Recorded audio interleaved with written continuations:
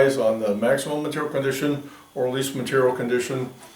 As long as you're within those boundaries and within the boundaries set up by the tolerance zone, it is an acceptable part.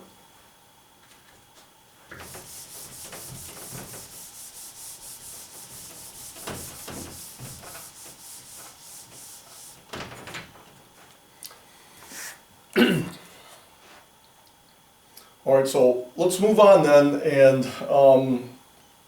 let's move on to figure 5.2, because now we're going to start looking at the effects of material condition and how it is reflected in a feature control frame.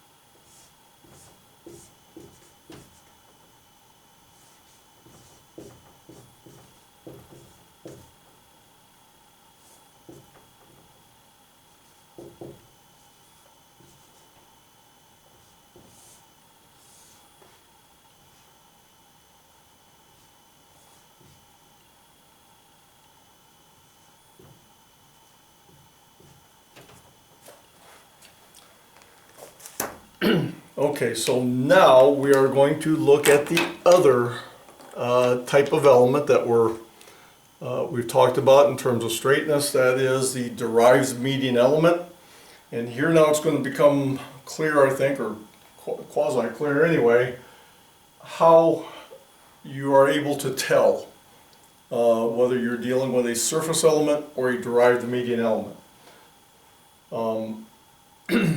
Again, I wish the standard would come up with a much clearer, much more obvious indication that you're dealing with one versus the other. It might require a different symbol, like a double box around the feature control frame or something like that.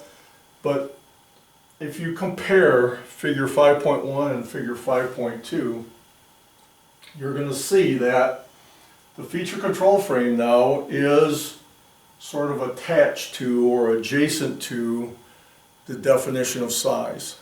And we call that a feature of size. And if the feature control frame is associated with a feature of size, we are in this instance controlling the derived median element and not the surface elements. In other words, there is no arrow pointing to the surface. The feature control frame is not attached to or extended from the surface. It is associated with the dimension or the feature of size, which is the diameter of this shaft. The other giveaway, and this is pretty subtle, but it's very often a good indicator that we're dealing with a derived median element, is that little symbol there, which I think most of you will recognize as the diameter symbol.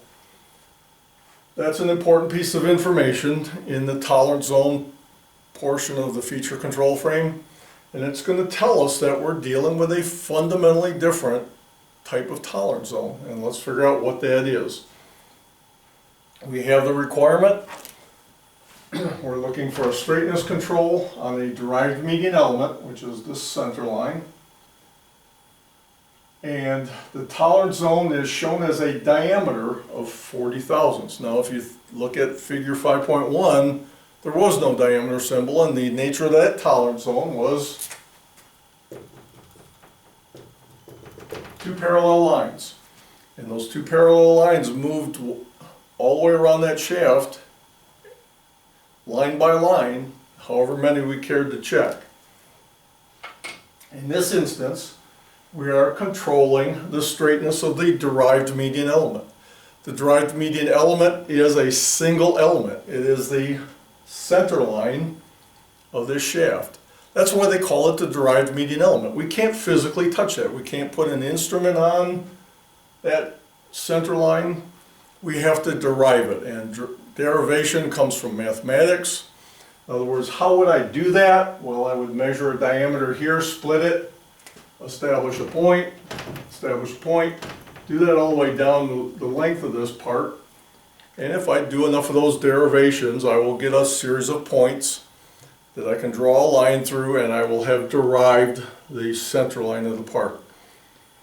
It's painstaking, but it can be done mathematically. CMMs can do it a little bit easier.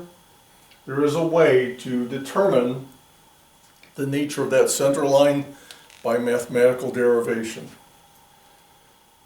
But now, with the feature control frame, the first thing we're going to do is ask ourselves, what is the nature of that tolerance zone? We know that it's diametral. We know that it's round in some way. We know its size. And we know that is controlling the straightness of that center line. So let's sort of draw, and then we're going to try to say in words what the nature of that tolerance zone is.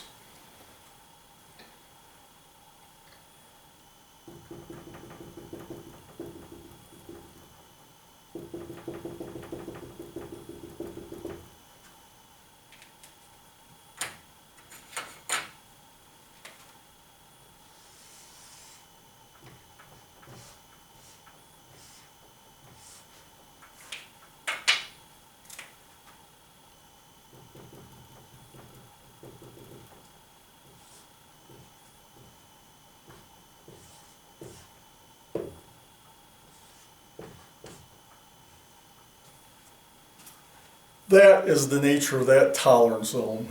In this case, since we are controlling the derived median element, the derived median element is a center line. There is a single one of them, and in order to put a boundary around that line, we have to draw what is effectively a cylindrical tolerance zone of diameter 40 thousandths. What is the extent of that cylinder? It starts where the feature starts, it ends where the feature ends. It is 40 thousandths in diameter. It is equally disposed or equally distributed about the perfect center line. And that is the nature of the tolerance zone. So can I turn that into a nice, easy expression of the tolerance zone? I'll try. I will say that the tolerance zone is a cylinder 20 thousandths in diameter, equally disposed about the perfect geometry of the feature. The perfect geometry of the center line is a geometric line. We are going to draw a geometric cylinder around that line and say, as long as that actual center line, that derived center line, fits within that cylinder, it is an acceptable part.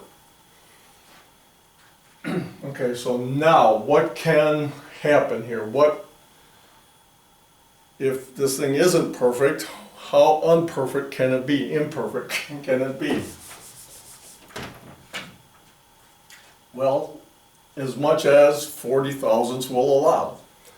So what can happen here? What can the feature actually look like? And how do we distinguish a problem with the surface element versus a problem with the derived median element? Let's look back at one of the scenarios that we talked about before. With the surface elements, we ended up with this sort of barrel-shaped part.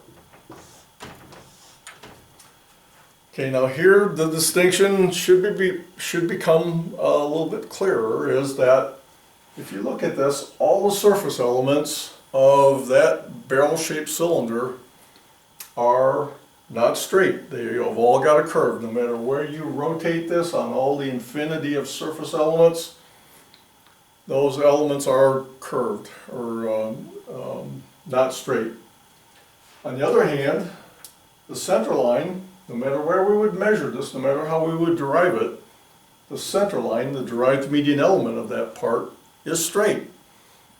So we can end up with unstraight surface elements and straight derived median, a straight derived median element. So what would knock a feature like, or a part like this out of tolerance? Well, something like this.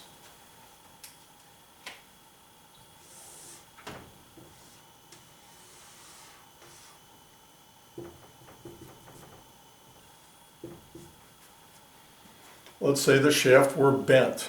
So how does the shaft get bent?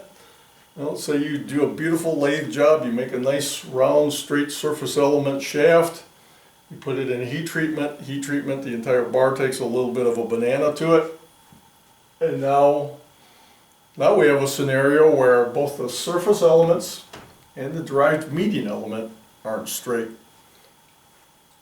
However, as long as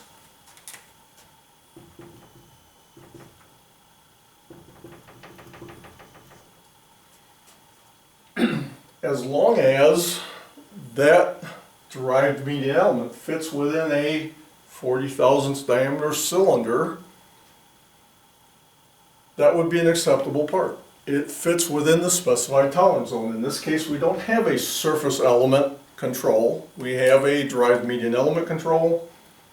This would be an acceptable part. I gotta break my habit of drawing that tolerance zone outside the part, because the tolerance zone only goes as far as the part goes. As long as we can wangle the tolerance zone and fit the derived median element, no matter how warped it is, as long as it fits within that cylinder, that is an acceptable part. Okay, I'm going to suggest that you look at these two illustrations, figure 5.1 and 5.2, and look at the means this portion of it. Again, you're going to have to sort of wade through the English on here, but it should be pretty clear that, one, we're dealing with two different types of tolerance zones. One is two parallel lines and a multitude of features. In this case, we're talking about a cylindrical tolerance zone and only one control feature, the derived median element.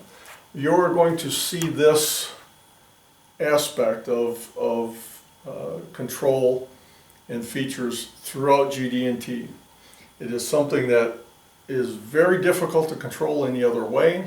We don't even make the distinction for the most part without GD&T of surface elements and derived median elements.